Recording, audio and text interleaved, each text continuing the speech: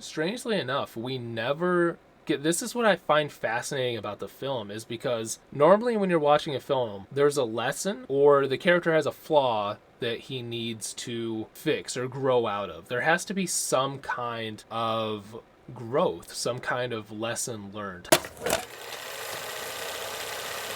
Hey guys, what's going on? Jeff Porter from Cinema Reactor. Today, taking a dive into a film that's probably been going around quite a bit right now. It is Lord of War, starring Nicolas Cage. A lot of you are probably aware of the trade that the US just made with Russia. We got back Brittany Griner. However, in return, we sent back Viktor Bout. The film Lord of War is pretty much inspired solely by him. According to IMDb trivia, Yuri Orlov, who Nicolas Cage plays in the film, is largely based on the exploits of international arms dealer Viktor Bout, a former Soviet officer who was finally arrested by Thai authorities in March of 2008.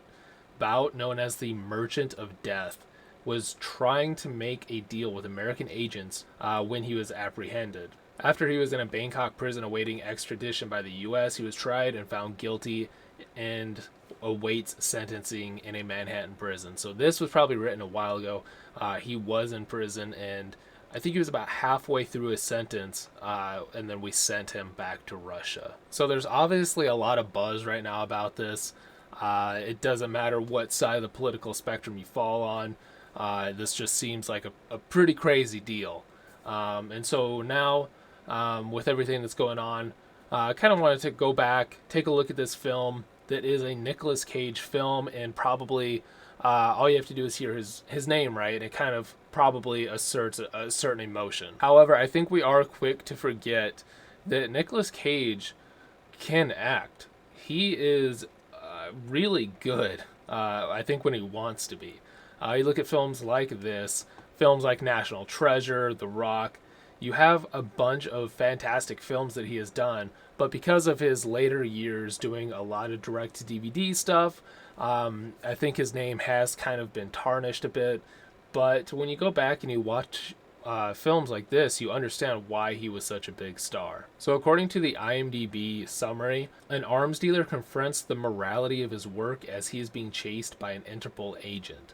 So that's a very brief summary of this film. Nicolas Cage absolutely shines in this film. This is an incredible film. This is one that I attribute to being a little bit older than it actually is. This actually came out after National Treasure, and I always think of National Treasure as kind of like a newer Disney film.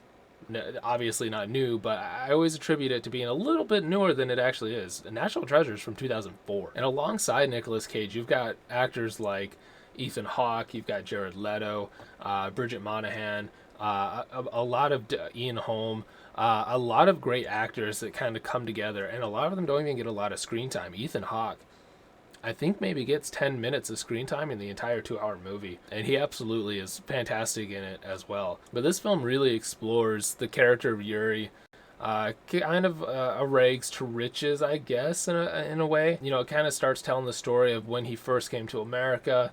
It talks about, you know, what he wants to achieve, what he wants to do, and it kind of falls into this arms dealing. Of course, throughout the film, because it is a film, you need to have a little bit of a love thing going on. So there's a little bit of a love story about how he falls in love with this model and does everything that he can to be with her. I remember this being more of like an action film. I don't know. I was younger. I don't really remember, but this is much more of kind of like a Rocky in a way, where it's more driven by the character rather than what's actually happening. This film is very much driven by Nicolas Cage's performance. He plays a character that seems morally ambiguous. He doesn't seem to care about what he does because he always seems to find a way to kind of right himself out of the wrong. So, you know, just because people are murdering and killing people with the weapons that he supplies doesn't mean it's his fault, right? Because he's not the one actually doing it. This is where the moral ambiguity comes through.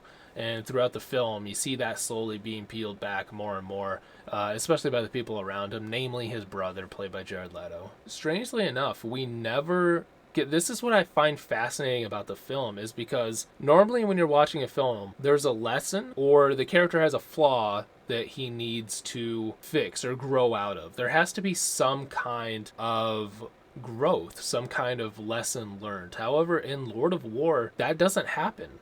No matter how many things he loses, no matter what goes on in his life, no matter who he loses, he never learns this lesson. And I guess it could be argued that he does, and he just doesn't care.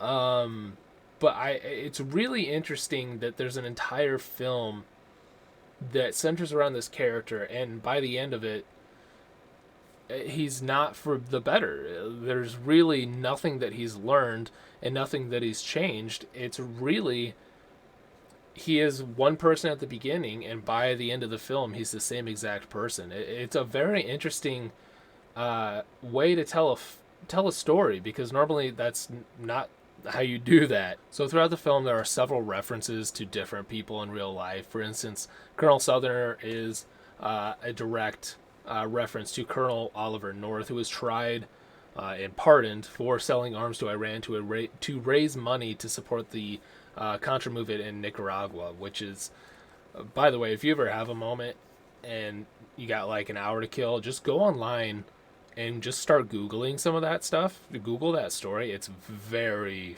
very disturbing. The way that he weaseled himself out of that, and just kind of like how he managed to do it while being so high up.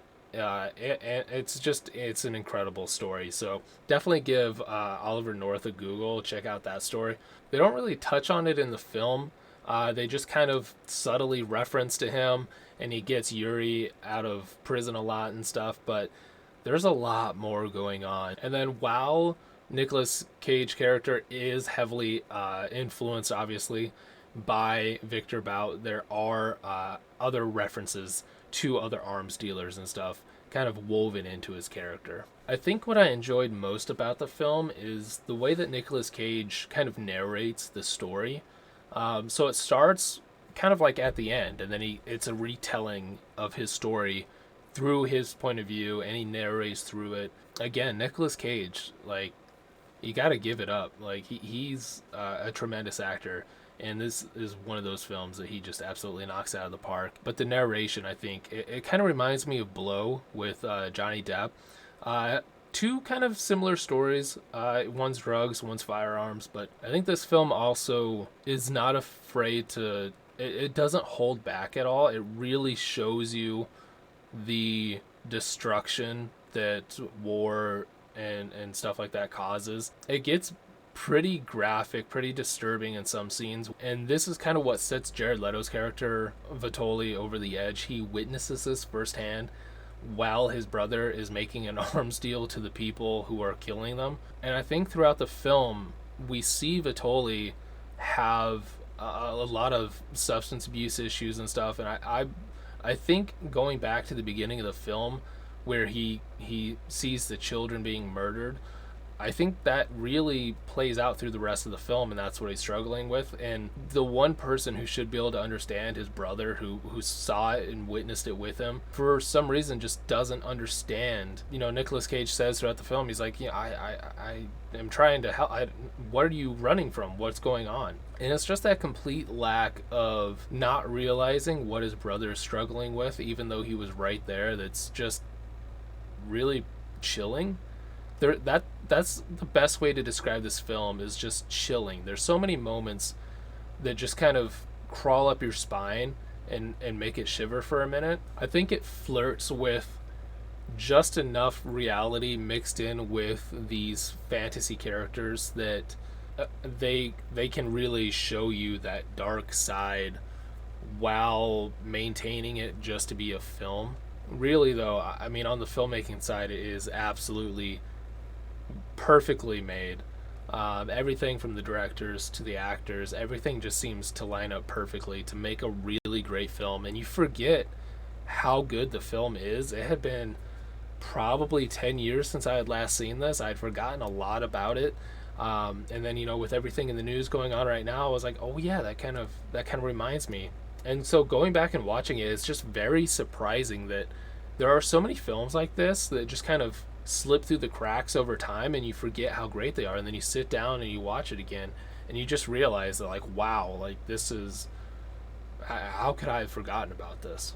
Overall, watching this again was pretty crazy. Like it's definitely eye opening, and especially with everything going on in the news right now, it is, yeah, it's a pretty crazy watch. Definitely, this is something that I had to watch on DVD. I actually have, because it's not on Tubi. I think it might have been on Hulu. I'm not sure. But I just popped it in, made it a little easier. If you can find it online, definitely go back, give it a watch. I think you'll be really surprised about how well of a film it is and how great Nicolas Cage is. I think, especially in recent years, he's gotten a lot of flack, but that guy can act. So I think that's going to be it for today. We will be back Tuesday. I promise that. Definitely check this film out. And remember to like, subscribe, and I'll see you guys next week.